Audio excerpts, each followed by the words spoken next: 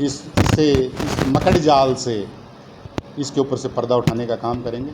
आज के पत्रकार वार्ता को हम मुख्य तौर पे 3-4 बिंदुओं में बांट सकते हैं, बांटेंगे भी। वही 3-4 विषय हैं। एक चुनाव का विषय है महत्वपूर्ण, जिसपे जो किताब से मैं एक छोटा सा परिचय, बहुत से लोग हमारे साथ साथी हैं आजीवन सभा के, सबका परिचय नहीं करवा पाएंगे, समय का अभाव है।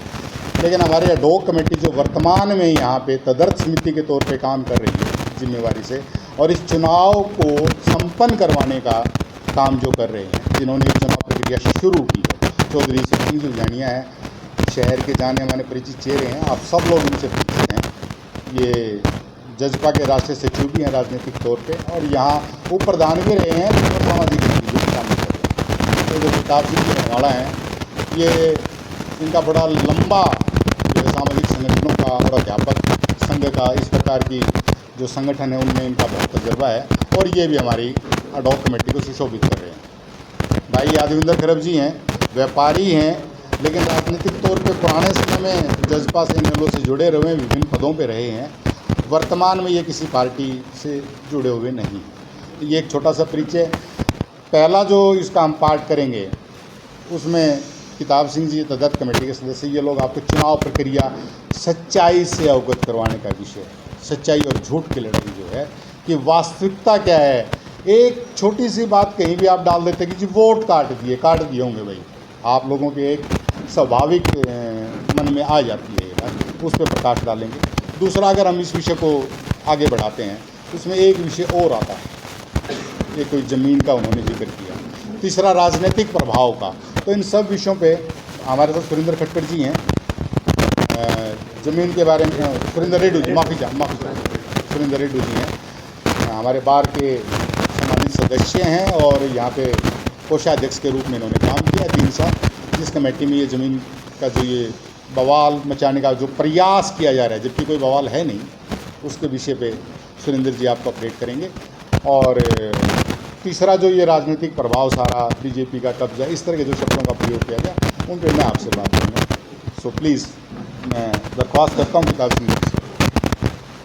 आज की इस पत्रकार वार्ता में सभी पत्रकार सलाहकार साथियों का, और जो हमारी जाट धर्मा सभा के आज सदस्य हैं, उन सभी का मैं यहाँ पहुँचने पर स्वागत करता हूँ, अभिनंदन करता हूँ। ये जो मामला आप कई दिन से देख रहे हैं, ये जाट धर्मा सभा के इलेक्शन के बारे में उसे भ्रमित बातें बताई जा रही हैं और लोगों को गुमराह किया जा रहा है। ये जो संस्थाएं होती हैं रजिस्टर्ड, चाहे धार्मिक हो, चाहे सामाजिक हो, चाहे शैक्षणिक हो, स्कूल हैं, कॉलेज हैं, गौशाला है, धर्मशाला है, ये रजिस्टर्ड जो हो जाती हैं तो ये एक एक्ट के अधीन हो जाती हैं, और उस एक्ट का नाम है सोसाइटी एक्ट 2012। उससे पहले कोई एक्ट नहीं था, कोई भी संस्था थी अपने ढंग से काम करती थी। लेकिन 2012 के बाद कोई भी रजिस्टर्ड संस्था है, वो उस एक्ट के अधीन काम करती है। तो उस एक्ट का क्या, क्यों बहुत से लोगों को पता नहीं है कि वोट कट गया, ये हमारे ये कर दिया, वो कर दिया। इसमें क्या है कि जो भी संस्था है उसका 3 साल के लिए चुनाव होता है। 3 साल के चुनाव के बाद अगली कार्यकाल बढ़ती है, और ये एक्ट में लिखा हुआ है कि 3 साल पूरे होने से पहले 90 दिन पहले अगले चुनाव की प्रक्रिया शुरू करनी पड़ती है। ये मैंडेटरी है, अनिवार्य है। अगर कोई संस्था नहीं करती तो उनकी ये भूल है।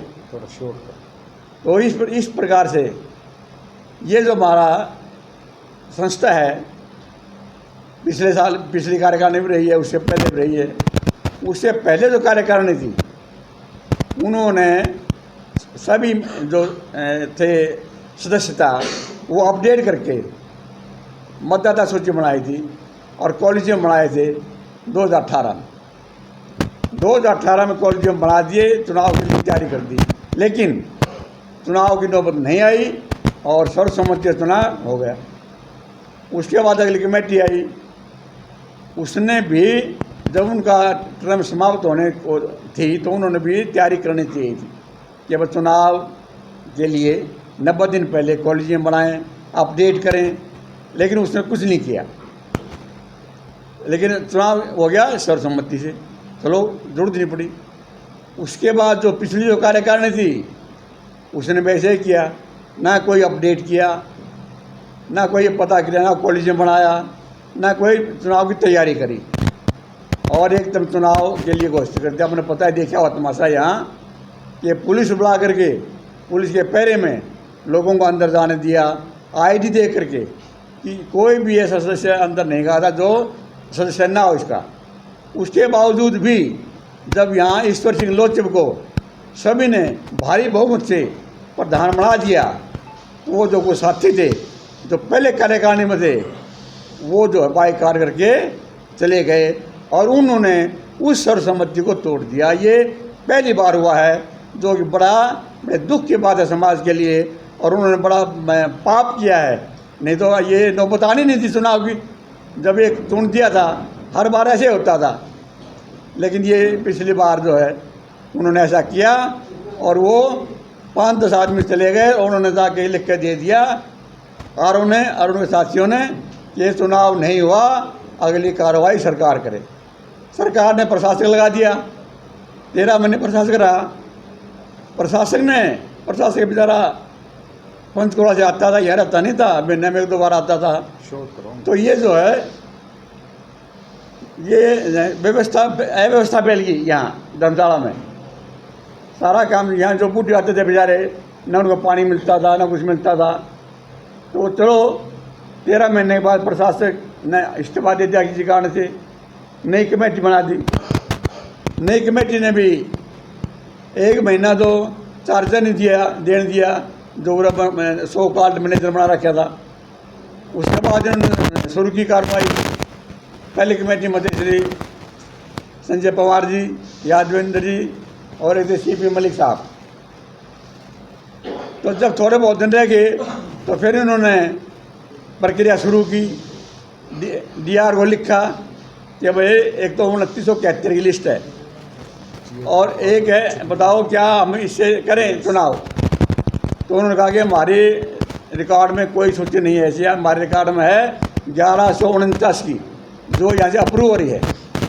जो आपने जो पिछले प्रधान, क्या नाम था उनका, पिछले का प्रधान है देवर ठंडा, वो जो लहरा कर कह रहे थे ना, अगर हमने ये DR को दी थी, ये DR को दी थी, अगर वो प्रूफ कर दें DR ऑफिस में उन्होंने दी है, यहाँ से डिस्पैच नंबर दिखा दें, वहाँ का रिसीट दिखा दें, काम की शुरुआत। बिल्कुल निरी झूठ बोल करके, लोगों को गुमराह करके ये सारा काम वो कर रहे हैं। उसके बाद क्या हुआ, पर ये दूसरी कमेटी आई। फिर जब इन्होंने लिख के दिया इनकी टर्म पूरी होगी, टर्म पूरी होने के बाद किसी कारण से उन्होंने मेंबर बदल दिए। अब उसमें से यादवेंद्र रह गया और 2 नए, मेरे को और उजान साहब को लगा दिया। और हम आपको बताना चाहेंगे कि ईमानदारी से कि ना मुझे पता था और ना इनको पता था कि भाई हम मेंबर बनाए हैं। मैं तो गुड़गांव जान लग रहा था, रोहतक से परे था, जब फ़ोन गया 30 तारीख को 5-5:30 बजे कि आपको बना दिया गया है मेंबर कमेटी। अरे मैंने कहना बनाओ भाई, मेरे में वो नहीं है। मैंने तो यहाँ जब इंटरफेयर नहीं कहा कदे भी, जबकि इस धर्मशाला की ज़मीन खरीदने वाले हम हैं, कोई भी लॉ ला के था, उसके बावजूद भी हमने यहाँ कभी भी किसी भी कार्यकारिणी में आने की चेष्टा ही नहीं की, जिक्र भी नहीं किया। वो बता दो जिक्र भी किया हो तो मैं, लेकिन वो कह जी आपको संभालना पड़ेगा, चुनाव करवाना है, आप चुनाव करवा दोगे सारा। आपने पता, क्योंकि मैंने एक्ट पर रखा था पहले, किसी और प्रसंग में मुझे एक्ट का पूरा ज्ञान था, एक घर पर रखा मैंने। तो उनके दबाव के कारण उनको डांट भी सका। मैं चलो जी देखते हैं। तो इस प्रकार से हमने फिर ये जिम्मेवारी ली और ये शुरू किया। शुरू करने के बाद हमने चिट्ठी लिखी DR को कि जी हमें अब बताओ कि हम कैसे इसका चुनाव करें। तो उन्होंने हमें लेटर लिख दिया कि भाई ये हमारे पास सूची है 1149 की और ये अनुमोदित है हमारे कार्यालय से, आप इस सूची के अनुसार चुनाव करवाओ, RO नियुक्त करो, अपना काम करो। हम सरकार के आदेश पर, DR के आदेश पर हमने ये सारा काम शुरू किया है। एक भाई कह रहा था कि तथाकथित कमेटी, तथाकथित अंग्रेजी में कहते हैं सो कॉल्ड, उसको ये नहीं पता कि बस तथाकथित का मतलब क्या होता है, और वो अपने आप को बड़ा प्रधान कहता है। जब सरकार ने बनाया है, लेटर है, सरकार ने कमेटी बनाई है, तो तथाकथित कैसे होगी?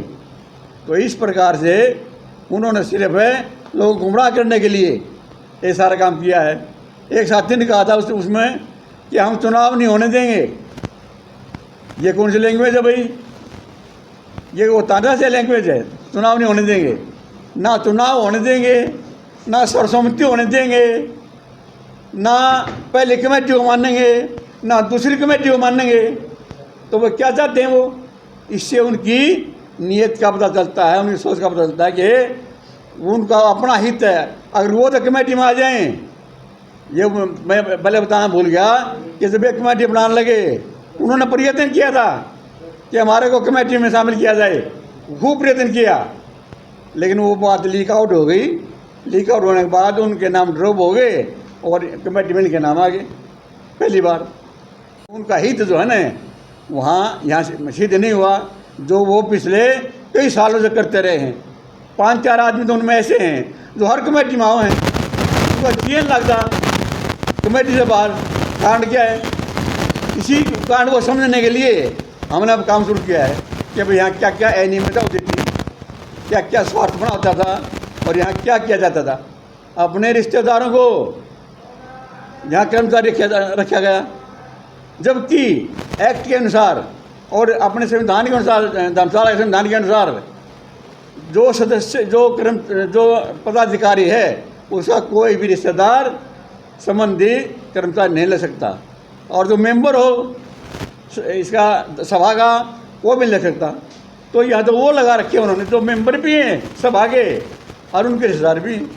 कितना गैर कानूनी अवैध कार्य चल रहा था। और मैं तो अब ये कहूँगा, अपने कमेटी साथ अनुमति भी लेवांगे कि जिसने अवैध रूप से, गैर कानूनी रूप से यहाँ 12-13 साल नौकरी करी है, उसके खिलाफ रिकवरी, जो पैसा लिया उसने लाखों करोड़ों रुपया, उसकी रिकवरी के बारे में भी कार्रवाई कराई जाए, ताकि मुझे ये पता लग जाए कि गैर कानूनी काम करने का क्या नतीजा होता है। इसके बारे में सोच विचार के बाद सलाह करके सभी साथ इस पर कार्रवाई की जाएगी, अन्यथा हम किसी का नुकसान नहीं करना चाहते। अब उसके बाद क्या है, एक साथी ने कहा था कि ये धर्म है, धर्म की लड़ाई है। बस साथियों, आप ही बता दो, क्या सर्वसम्मति तोड़ना धर्म है या अधर्म है?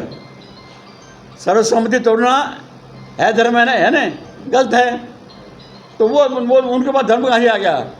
मतलब वो कुछ भी बख्श देते हैं, भाई उनका स्वतंत्रता है बोलने की, कुछ भी कह दो। लेकिन सोच समझ के बोलना चाहिए। इस प्रकार से जो ये संदेश जो है सारे समाज में जाता है, सारे उसमें जाता है, लेकिन उन्होंने भाषा का कोई उन्होंने कंट्रोल नहीं किया और बेफिजूल आरोप लगाते रहे। तो एक और साथी था, उसने भी एक आरोप लगाया था ऊट पटांग सा, और वो साथी खुद कंपनी बना करके और कंपनी में पैसे इकट्ठे करके लोगों से उनको एक पैसा भी कौन दिया। वो लोग मारे फिरे बेचारे। जो लोग हैं खुद ही दोषी हैं और मत झूठा आरोप लगाते हैं। तो आप जो है, हाँ नहीं तो क्या है, ये जो कहने के पे वोट काट दिए, वोट काटने का अधिकार तो जो कार्यकारिणी होती है, चुनाव में आती है, उसको अधिकार है। तटस्थ कमेटी को या प्रशासक को कोई भी, उसको ना तो कॉलेज बनाने का अधिकार है, ना वोट काटने का अधिकार है, ना वोट बनाने का अधिकार है। और ये कह रहे थे ना कि भाई 3 साल में उन्हें ये कहा था कॉलेज में का टर्म जो 3 साल होती है, 2018 के कॉलेज में अब काम नहीं कर सकते। मैं उन्हें बताना चाहूँगा कि मेरे पास ये एक्ट है, एक्ट की कॉपी आप खोल लेना, देख लेना। अगर एक बार कॉलेज बनने के बाद बीच में चाहे कैसे में चले जाओ, अगर कोई इसमें तब्दीली ना होती है, ना कोई नए सदस्य आते हैं, ना जाते हैं, ना नया कॉलेज बनता है, तो वो कॉलेज 15 साल तक वैलिड है। ये एक्ट में लिखा हुआ है। तो वो साथी गुमराह करते लोगों को 3 साल के बाद नहीं रह सकता। तो इस प्रकार से ये जो हमारा चुनाव प्रक्रिया है वो बहुत ही नियमानुसार और एक्ट के अनुसार चल रहा है। मैं चैलेंज करता हूँ कोई उनका साथी आकर के आमने सामने बात करे और ये हमें कहे कि अभी आप बात गलत एक्ट के खिलाफ कर रहे हो, हम एक्ट दिखाएंगे, हम अपना जो संविधान है सभा का वो दिखाएंगे, सारी बातें उसमें लिख रखी हैं। हमें क्या जरूरत थी हमें गैर कानूनी काम करने की? बताओ, हमारा कोई स्वार्थ नहीं, हमारा कोई मतलब नहीं। हम तो इसके भलाई के लिए हमने कभी किसी तरह का इंटरफेयर नहीं किया। तो पहले मैं बता चुका हूँ, मैंने बार बार निकल दिए, ये ज़मीन अगर हम ना लेते तो ये ज़मीन यहाँ आपको नहीं मिलती। तो ये साथियों ये बात अब आगे क्या था, एक दो साथियों ने कहा कि यहाँ जो है ना बड़े भद्दे लैंग्वेज से मुझे शर्म आती है कि जो उन्होंने बात की कि यहाँ एक धनखड़ है, पूर्व मंत्री हैं, उनका कोई यहाँ रिश्तेदार है और वो उसके प्रभाव से सारा काम वहाँ दखल दे रहे हैं, उनकी क्या हैसियत है, वहाँ तो ख़त्म होगी और यहाँ उनकी वो यहाँ इंटरव्यू करने लगे। मैं ईमानदारी से और मैं धर्म से कहता हूँ कि ना तो हम 3 आदमी हैं जो ही कमेटी में हैं, ये तो उनके रिश्तेदार होंगे, ये तो चले गए कमेटी से। आज तक कभी हमने धनखड़ साहब के से मिले हों, हमें जानते हों, हमारा कोई रिश्ता हो, कोई संबंध नहीं है, तो क्यों उनका नाम उगाड़ रहे हैं? ये कमेटी में नहीं है। तो इससे ये सिद्ध होता है कि उन्होंने सिर्फ लोगों को गुमराह करना, दूसरों को बदनाम करने का ही उनका इरादा है। टाइम तो आपका लगेगा, क्योंकि जब तक पूरी बात ना आ जाए ना तो तसल्ली नहीं होती। तो पिछली कमेटी थी, उससे पहले यहाँ क्या था, हॉल में गर्मी में पानी के मटके रखे होते थे और मटकों का पानी यहाँ जो बुजुर्ग बैठते हैं वो पानी पीते थे। इस कमेटी ने आते ही जो बहुत ऊंचे ऊंचे बोलता था ना, बहुत ऊंचे आवाज़ में आपने वीडियो देखी होगी, और कहता था प्रजातंत्र है, हमारा प्रजातंत्र में विश्वास है। क्या सर्वसम्मति तोड़ना प्रजातंत्र है? बताइए आप, ये तो प्रजातंत्र के खिलाफ है। तो इस प्रकार ये उनकी एक बात भी अगर वो सच जो उन्होंने कही बोली है सिद्ध कर दें तो हम किस बात। तो उन्होंने ही उमट के उठवा दिए और हॉल में से, और बेचारे बूढ़ों को बाहर कूलर है, क्योंकि बूढ़ी अवस्था में ठंडा पानी पीना जो है वो सेहत के लिए बहुत ही नुकसानदायक है। पीते नहीं थे बेचारे, और उठ कर जाओ फिर आओ, उठ कर जाओ फिर आओ, महीने बाद तो पानी पीऊँगा नहीं थे, चलो भाई घर जाके पीवाएंगे। तो ये उन्होंने कोई ऐसा समाज हित में काम नहीं किया। और हमने आते ही हमने इनको ये कमेटी में जब तब हम आए थे एक बार, हमने कहा था भाई हम मटके रखवाओ बूढ़ों के लिए ताकि पानी पी लें, बढ़िया पानी मिला मटके का। तो ये साथियों ये बात थी। अब जो है जमीन से संबंधित सुरेंद्र रेड्डी जी 3 साल लगातार आई दफा हाँ, एक और विशेष बात थी कि हर जो कमेटी थी पिछली हर साल हमारे जो है सर छोटू राम की जयंती मनाई जाती थी, और ये एक परंपरा भी थी और एक समाज के लिए बात भी अच्छी थी। तो इन्होंने पहले साल तो मनाई, अगले 2 साल नाम भी नहीं लिया। तो इसका मतलब ये है कि उनकी सोच क्या है, जो कि संविधान में मैंडेटरी है।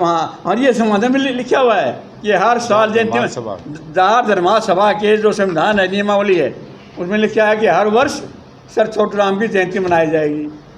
तो आप देख लो वो समाज के कितने की देसी हैं। जमीन के बाद हाँ, अब जो है ये सर हमने बता दिया है कि चुनाव किस प्रकार है ना, ये आप श्योर करें कि इस अडॉक कमेटी का वोट काटने में बनाने में कोई भी वो नहीं है, हाथ नहीं है। हमें जो लिस्ट मिली है डीआर से, उस लिस्ट के अनुसार हमने कोशिश करी थी कि हम 71 हैं इनको आप करें, बोला इनको तो आपको अपडेट करने में लगेंगे 6 महीने। जमीन के लिए बोलता हूँ अभी 6 महीने लगेंगे, तो 6 महीने हम दे नहीं सकते। आप जो चुनाव करो 3 महीने का टाइम आपके पास। तो हमने मजबूरी में वो लिस्ट लेकर के हमने प्रक्रिया शुरू की, और बिल्कुल ये प्रक्रिया नियमानुसार है। अगर कोई भाई जो गलत बताता है तो उसे गुमराह होने की जरूरत नहीं है। अब जो है एक और जो मुद्दा था ज़मीन वाला, क्योंकि हमने तो इस बारे में पता नहीं, क्यों हम तो यहाँ इंटरेस्ट रहे नहीं उसके बारे में। जो उस समय जो पदाधिकारी थे श्री सुरेंद्र रेड्डी जी, उस बारे में ये स्पष्ट करेंगे ताकि ये गलती भी दूर हो जाए। रेड्डी माइक दे, यहाँ जो एक प्रोपेगेंडा रचा गया था जमीन को लेकर, और 2 साल पहले इन लोगों ने प्रेस कॉन्फ्रेंस के माध्यम से धर्मशाला की छवि को खराब करने की कोशिश की गई और समाज को दो धड़ों में बांटने का काम किया था। उस टाइम इन लोगों ने प्रेस के माध्यम से, आपको प्रेस के अखबार की कटिंग दिखाऊंगा मैं, इन लोगों ने जो आरोप लगाए थे और उसका बाद में हमने जवाब भी दिया था। जाट समाज सभा की खरीदी गई ज़मीन पर विवाद गहराया, इन लोगों के ने एक अखबार में एक प्रेस कॉन्फ्रेंस दिया था। उसके बाद हमने इसका रिप्लाई दे दिया था और उसके अंदर कोई अनियमितताएँ नहीं थी। उसके बाद ये मामला ठंडा हो गया और ये जो ज़मीन खरीदी गई थी प्रॉपर तरीके से खरीदी गई थी। प्रस्ताव पास किया गया कमेटी में, जिसमें वजीर सिंह जी को ऑथराइज किया गया ज़मीन खरीदने के लिए, उस टाइम के प्रधान, जो उस टाइम में प्रधान थे। उसके बाद टाउन एंड कंट्री प्लानिंग से इसकी बाकायदा परमिशन ली गई थी, जिसकी कॉपी मैं आपको दिखाना चाहूँगा। इसकी एक कॉपी है, आप देख सकते हो। टाउन एंड कंट्री प्लानिंग से जो ली गई है, परमिशन लेके इसकी प्रोसेस शुरू की गई थी। उसके बाद इसकी रजिस्ट्री हो गई थी, इसका नंबर रजिस्ट्री नंबर है 4857-4-1-2021 और रजिस्ट्री में कब्जा भी दिया ठीक है। और रजिस्ट्री के अंदर जो बार बार कब्जे की बात कहते हैं, वो कब्जा लिया ही नहीं, कब्जा लिया ही नहीं। मैं इसको आपको, ये 2 नंबर पेज है, इसमें ये दिखाना चाहूँगा। इसमें कहा गया है दाम विभाग हो चुका है, कब्जा खरीदार का आरजी मुरबा नंबर 290 किला नंबर 14 में मौके पर करवा दिया गया। इसका कब्जा ले लिया था। उसके बाद इस रजिस्ट्री का इनकार हो गया, जिसकी कॉपी ये है ठीक है। उसके बाद इन्होंने प्रेस के माध्यम से ये प्रचार किया गया, भाई ये जो ज़मीन खरीदी गई गलत खरीदी गई, महंगे भाव में खरीदी गई, और अगर ये है तो पुरानी कार्यकारिणी इसको वापस ले ले, खरीद ले। तो पुरानी कार्यकारिणी थी, उसने ये ऑफर दिया था प्रेस के माध्यम से, वह हम ये ज़मीन खरीद लेंगे, कोई दिक्कत नहीं है, और जो बैंक का ब्याज है उसको हम देने के लिए तैयार। एक से मैं यहाँ आपको अपडेट करूँ, जो ये विषय जिस पे हम चर्चा कर रहे हैं, देवर ढांडा की जो कमेटी है, जो बार बार इस ज़मीन के बारे में बात मुद्दा उठा रही है, मैं आपको ऑथेंटिक बात बताना चाह रहा हूँ। देखिए, हमारे यहाँ एक कहावत है, लिखतम के आगे बख्तम कुछ नहीं। हम बात कर रहे हैं लिखतम की, वो बात कर रहे हैं बख्तम की। मैं जो बात कह रहा हूँ, ये जो ज़मीन का विषय वो उठा रहे हैं कि जी समय पूरा होने के बाद उन्होंने ज़मीन की रजिस्ट्री करवाई, नहीं, गलत है। देखिए, जब तक सर्वसम्मति हुई और इसका बयाना दिया जा चुका था ज़मीन का, रजिस्ट्री का समय आ गया, सर्वसम्मति तो हो गई, लेकिन जो नई कमेटी बनी थी उसने चार्ज नहीं लिया था। आप सब साथी और ये समाज बताए, बयाने का समय है तो रजिस्ट्री कौन करवाएगा? जिन्होंने बयाना दिया उन्होंने रजिस्ट्री करवाई, बाकायदा चेक से पेमेंट हुई। जैसे इनकी कमेटी बनी, मैं लिखतम की बात बता रहा हूँ, ये मैं रेजोल्यूशन की बात बता रहा हूँ, ये मैं आपको कार्रवाई रजिस्ट्री की कार्रवाई बता रहा हूँ। चुनाव आते ही इनकी कमेटी ने जैसे ही चार्ज संभालते ये विषय आया और इन्होंने अपनी कार्रवाई में डाला। और वो शब्द मैं बताना चाह रहा हूँ, कुछ शब्द उसमें से इन्होंने एक कार्रवाई रजिस्टर में लिखा, जिस पे सुरेंद्र खटकर जनरल सेक्रेटरी और देवर ढांडा और सभी 21 लोगों के दस्तक हैं। आवश्यकता पड़ने पर मैं उसको सार्वजनिक भी करेंगे। तो उसमें उन्होंने लिखा कि हमारी सभा के रामफल खरब जी वजीर सारण जी से मिले और उन्होंने कहा कि ये ज़मीन अगर आपको गलत लगती है तो इस ज़मीन को हम वापस ले लेंगे, हम खरीदने के लिए तैयार हैं। और उन लोगों ने ये भी लिखा, पूरा डिटेल में लिखा कि अगर वजीर साहनी ज़मीन को वापस लेते हैं, अगर वो ब्याज देंगे एफडी का, जितने दिन पैसा बाहर रहा उसका ब्याज देते हैं, तो ये ज़मीन उनको बेच दी जाए। ये रेजोल्यूशन पास करते हैं वो लोग जो आज ज़मीन पे आवाज़ उठा रहे हैं, जो आज घोटाले की बात कर रहे हैं, ये समाज को गुमराह कर रहे हैं। आप लोगों ने रेजोल्यूशन पास किया, ज़मीन बेच दी जाए, क्यों नहीं बेची भाई? किसने मना कर दिया फिर आपको?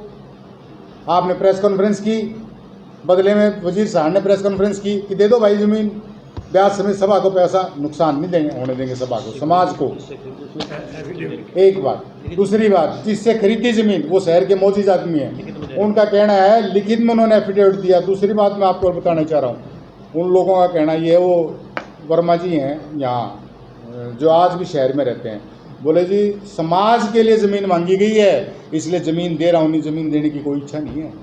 और समाज के लोगों ने कहा है, और समाज के लोगों की जाट धर्मार सभा के लोगों की डिमांड पे और उनके रिक्वेस्ट पे मैं ज़मीन बेच रहा हूँ, मुझे ज़मीन बेचने की आवश्यकता नहीं। फिर भी उस पर आवाज़ यानी कि गुमराह। तीसरी बात और बताना चाहूँगा मैं आपको, कब्जा दिलवा दिया। ये कार्रवाई रजिस्टर के अंदर डालते हैं कि जी ये कमेटी बना दी गई है, सुरेंद्र खटखड़ जी जनरल सेक्रेटरी बात करेंगे, इसका इंतकाल चढ़वाएंगे। इंतकाल तब तक नहीं चढ़ा था, रजिस्ट्री हुई थी, क्योंकि इंतकाल चढ़वाने का काम अगली कमेटी ने कब्जा लिया, वो देगी। 3 साल में इंतकाल नहीं चढ़ा भाइयों से। अडोक कमेटी आई, जब ये विषय उठा, हमने 15 दिन में चढ़वा दिया जी। इंतकाल की कापी आपके सामने, आपको देंगे हम। अब कैसे इंतकाल चढ़ गया, ये गुमराह करने का। फिर रेजोल्यूशन डालते हैं कि जी इस ज़मीन की 4 दीवारी करवाई जाए। 3 साल आज प्रश्न उठा रहे, 3 साल तो उसको हो गए जब आप लोगों ने प्रेस कॉन्फ्रेंस कर दी थी ये तो, और मुद्दा आपने उठाया, उसको ख़त्म करते। और अगर वो ख़त्म हो गया था तो आज क्यों उठा रहे हो चुनाव के समय आते ही? क्या इससे उच्छापन भी कोई होगा? इसलिए मैंने कहा था ये सत्य और असत्य की बात है। इसलिए मैंने कहा था आप लोगों को कि ये महत्वपूर्ण प्रेस वार्ता है, इसलिए महत्वपूर्ण है। समाज के बीच में ये बात जाए, समाज को पता लगे कि ज़मीन ज़मीन ज़मीन ज़मीन। एक यूट्यूबर भाई है, इतने लाख फलाना खा गए, जिसमें इतने फलाना खा गया। बट क्या क्या किस तरह की बातें और किस तरह की भाषाओं का प्रयोग उनके द्वारा किया गया, हमारे संस्कार नहीं है। हम इस प्रकार की भाषाओं का प्रयोग भी नहीं करेंगे। हम लिखतम की बात कर रहे हैं, उन्होंने वक्तम की बात की इसके विषय में। दूसरा संक्षेप में छोटा सा ये ज़मीन का विषय था, बोल दिया मैंने। ज़मीन का एफिडेविट आया है, वापसी वाला भी एफिडेविट आ गया, इस पर लंबा नहीं। दूसरा, इस पे आप सबके प्रश्न जो हैं, आपके मनों में जो सवाल होंगे, ये हमारा विषय खत्म होने के बाद आप सबका स्वागत है, आप किसी भी प्रकार का कोई भी सवाल पूछें। एक दूसरा, जो चुनाव की प्रक्रिया थोड़ा सा शॉर्ट में बताऊंगा मैं आपको। सोसाइटी एक्ट 2012 के अनुसार ये लास्ट वोट जाट, ऑथेंटिक बात बता रहा हूँ आपको, लिखतम की बात बता रहा हूँ आपको, दिसंबर 2017 के बाद जाट धर्मार सभा में कोई मेंबर नहीं बना। उस समय की कार्यकारिणी में, जिसमें सुरेंद्र खटखड़ जनरल सेक्रेटरी हैं, इस तरह के सभी काम जनरल सेक्रेटरी के माध्यम से किए जाते हैं। मैं आप लोगों के संज्ञान में, ये मैं संवैधानिक और वैधानिक बात बता रहा हूँ। इन सब बातों के लिए जनरल सेक्रेटरी की जिम्मेवारी रहती है। जनरल सेक्रेटरी साहब के जो आज प्रेस वार्ता में बैठ के वोट काटने की बात कह रहे हैं, ये कॉलेजियम उनके टाइम पे बने हैं जी। उनकी जनरल सेक्रेटरीशिप में बने हैं जी ये कॉलेजियम, और ये कॉलेजियम जमा करवा दी। अब ये विषय आता है कि जी 2971 थे, 1149 कैसे रह गए? मैं ये भी स्पष्ट कर देता हूँ आपको। सोसाइटी एक्ट के अनुसार, अब देखिए, लाइव मेंबरशिप और वोटिंग का राइट दोनों अलग अलग विषय हैं। वोटिंग के राइट के लिए आपको आइडेंटिटी कार्ड, और ये सभा का निर्णय था और ये एक्ट के अनुसार है। वहाँ उस समय पे लोगों को पत्रकारों के माध्यम से और जो है सूचना, अलग अलग तरीक़ों से सूचना दी गई। 1149 लोगों ने प्रेजेंट होकर अपनी KYC करवाई, अपने डॉक्यूमेंट जमा करवाए, उनके ये जो है कार्ड बनाए गए, और उन्हीं लोगों का, हम उन्हीं लोगों का दे सकते हैं नहीं जी। घर घर जाके सोसाइटी, उस समय की कमेटी के बारे में बता रहा हूँ, उन्होंने 1149 लोगों के कार्ड बने, उन्होंने 1149 वोटों का कॉलेजियम बना के वहाँ पे दे दिया। एक्ट कहता है कि डिस्ट्रिक्ट रजिस्ट्रार, वो डिस्ट्रिक्ट रजिस्ट्रार उसकी जांच उपरांत उनको प्रूव करे, डिसअप्रूव करे या उसमें कोई बदलाव करे।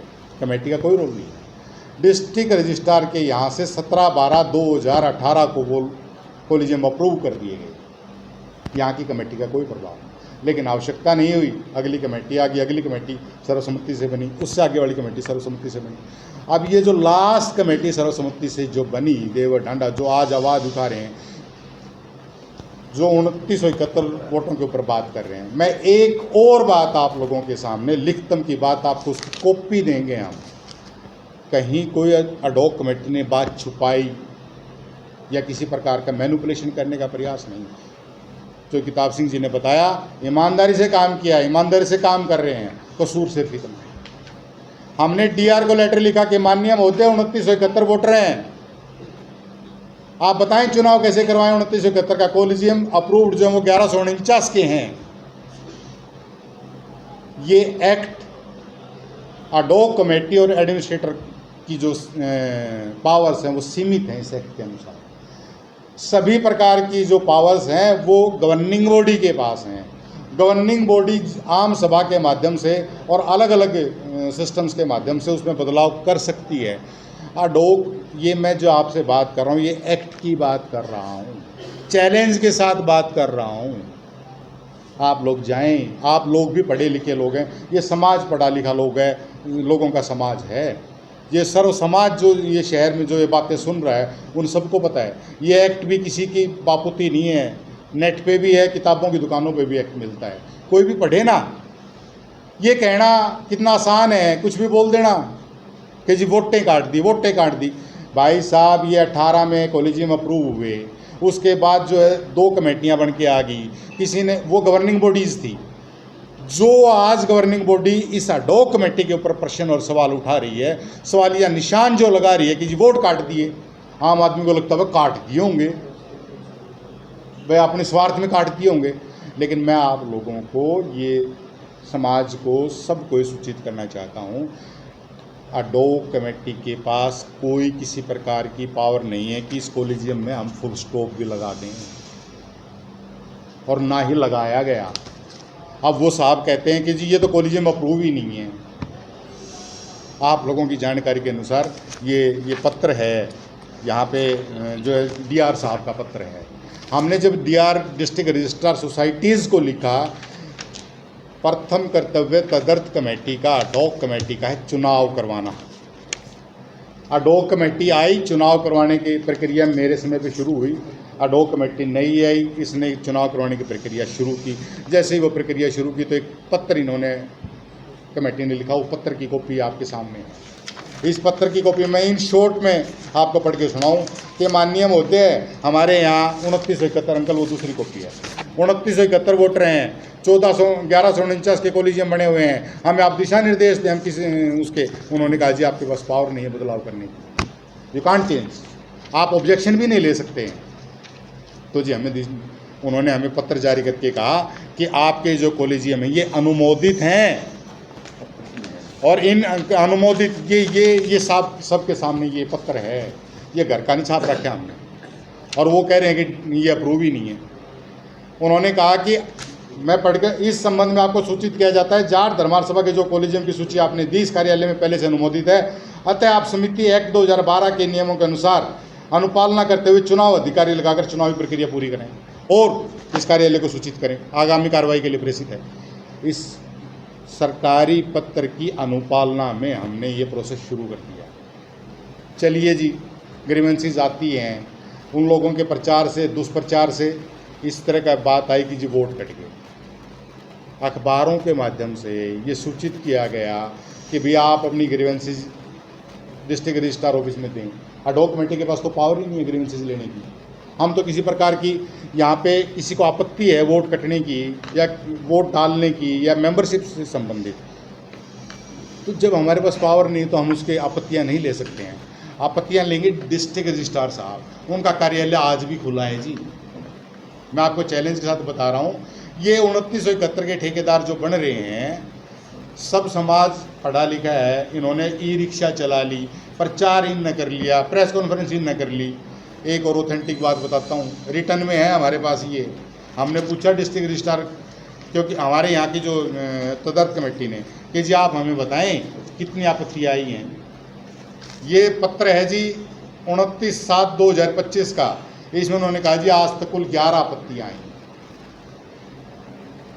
ये जो बात को बड़ा बना रहे हैं कि 2971 वोट थे जी, 1144 1/3 काट दिए जी। आपत्तियां देने से भी अडॉक कमेटी ने रोक दिया क्या समाज को? 15 दिन से 17 तारीख को चुनाव प्रक्रिया शुरू हुई है। आप लोगों के संज्ञान में महोदय मैं बात डालना चाह रहा हूँ, 15 दिन कम नहीं होते हैं। और वो डिस्ट्रिक्ट रजिस्ट्रार साहब का दफ्तर रहा, वहाँ जाके 2 आपत्तियाँ पड़ी, वो जोड़े जिसको जोड़े, हमने इसमें क्या। इसलिए ये गुमराह करने का प्रयास है भयंकर तरीके से।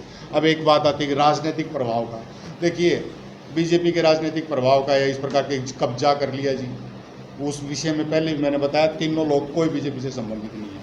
ये सनसनी ना फैलाई जाए कि बीजेपी ने कब्जा कर लिया। बीजेपी इस तरह की मानस, हाँ जी मैं कहता हूँ, गर्व से कह रहा हूँ जी, मैं बीजेपी का सदस्य हूँ और आज से नहीं हूँ जी, अपने स्टूडेंट समय से मैं विद्यार्थी परिषद का सदस्य रहा हूँ और गर्व है मुझे सबसे बड़ी पार्टी का सदस्य होने का। लेकिन जो लोग देवर ढांडा जी, उनका सुपुत्र जो है बीजेपी के पदाधिकारी हैं, वो भी कहते हैं मैं बीजेपी का हूँ और पास में बैठे लोग उनको कह रहे जी बीजेपी का कब्जा हो गया। क्या बोल क्या रहे हैं आप लोग? समझने का विषय है, ये तो सबको समझ में आ रहा है विषय है। अगली बात, जो प्रभाव और प्रभाव का तो मैंने बेरा नहीं, एक आदमी का प्रभाव जरूर बता दूं। सुरेंद्र खटखड़ जी भी कॉलेज में अप्रूव हुए, उसका जनरल सेक्रेटरी, सर्वसम्मति टूटी उसमें जनरल सेक्रेटरी लास्ट टाइम का है। आज जनरल सेक्रेटरी सरकारी अधिकारी और वो भी न्यायिक अधिकारी जो एज पर government of Haryana rules regulations home district में जॉब नहीं कर सकता, जिस बिना पे उसने जॉब यहाँ पे अपनी रिक्वेस्ट दे के वो वजह ख़त्म हो चुकी है, आज भी वो यहाँ पे और यहाँ बैठ के समाज को भी प्रभावित कर रहा है, पुलिस को भी प्रभावित कर रहा है, चुनावी प्रक्रिया को प्रभावित कर रहा है। और मैं वो देवर ढांडा जी कह रहे थे कि सीएम साहब के संज्ञान में लाएंगे और हम उनसे रिक्वेस्ट करेंगे। वो क्या रिक्वेस्ट करेंगे, रिक्वेस्ट हम करते हैं। ऐसे लोग जो पार्टी के लिए दोगलेपन की बातें करते हैं, पार्टी से निष्कासित उनको किया जाए, पहली बात। दूसरी बात, जो अधिकारी यहाँ बैठ के, क्या कोई अधिकारी, आप लोग इस बात से सहमत होंगे, मैं कोई झूठी हानि भरवाता आप लोगों से, आप लोग मुझे बता दो कोई न्यायिक अधिकारी है, न्यायिक अधिकारी सरकारी वकील देसी भाषा में कहें, वो सरकार की तरफ से मुकदमे लड़ता होगा, सरकार का पक्ष रखता होगा और उस सरकार में रह के, सरकार में बैठ के सरकार की बुराई कर रहा है प्रेस कॉन्फ्रेंस कर करके, उसके ऊपर संज्ञान लिया जाए सरकार के द्वारा। उसके ऊपर जो है माननीय मुख्यमंत्री जी को मैं हाथ जोड़ के विनम्र विनती करता हूँ, सारे प्रशासन को। तीसरी बात, प्रशासन के ऊपर जो आरोप लगाए जा रहे हैं, किस को छोड़ तो दो किसी को। आप इतना सत्ता लोलुपता में आ गए, आप इतने ज़्यादा इस पद के चिपक गए कि जनरल सेक्रेटरी सुरेंद्र खटखड़ हो या मैं हूँ तो ठीक है जी, ना तो सर्वसम्मति ना हो जाए। और चुनाव है, चुनाव में आरोप प्रत्यारोप का चलता रहता है हर चुनाव में, चाहे वो गांव के सरपंच का है या विधायक का या उसका है, कोई एतराज नहीं। आरोप प्रत्यारोप करें, कोई मनाही नहीं है, लेकिन समाज को गलत बातों से बख्तम के साथ गुमराह ना करें, लिखतम की बात करें। आप लोगों के सामने रखा, आप लोगों के प्रश्नों का स्वागत है।